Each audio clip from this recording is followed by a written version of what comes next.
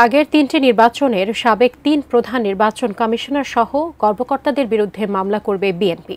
এই মুহূর্তে নির্বাচন কমিশনে আছেন সহকর্মী মনিরুল ইসলাম মিন্টু, সরাসরি যুক্ত হচ্ছি তার সঙ্গে। কিন্তু দুটি নির্বাচনে অংশ নেয়নি, বিশেষ করে 2014 এবং 2024, এবং সেক্ষেত্রে বিএনপি সহ বলতে গেলে অনেক রাজনৈতিক দলই কিন্তু এই নির্বাচন দুটি বয়কট করেছিল এবং 2018 সালের নির্বাচন হলেও সেটিকে রাতের ভোট হিসেবে আসলে উল্লেখ করা হয়।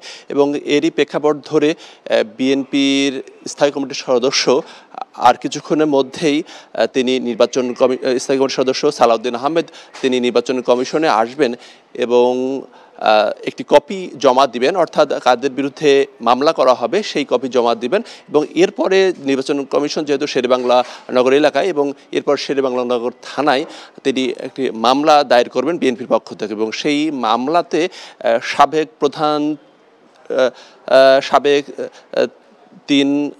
প্রধান নির্বাচন কমিশনার কাজী রকিবউদ্দিন আহমেদ, কেএম নুরুল হুদা এবং হাবিবুল আওয়াল, অর্থাৎ 14, 18 এবং 24 সে 3 যে প্রধান নির্বাচন কমিশনার ছিলেন তারা সহ অন্যান্য কমিশনারগণ এবং এর সাথে জড়িত যেসব কর্মকর্তারা তাদের বিরুদ্ধে এই মামলা দায়ের করবেন। অ্যান্টিব্যাকটেরিয়াল অ্যাডিটিভ যুক্ত সেরা ওয়াটার ট্যাঙ্ক বিশুদ্ধ পানিতে ব্যাকটেরিয়া জন্মাতে দেয় না। এবং মামলা দায়েরের আগে নির্বাচন কমিশনে এসে একটি কপি জমা দেওয়ার কথা রয়েছে এবং এটি বিএনপির পক্ষ থেকে আমাদেরকে জানানো হয়েছে।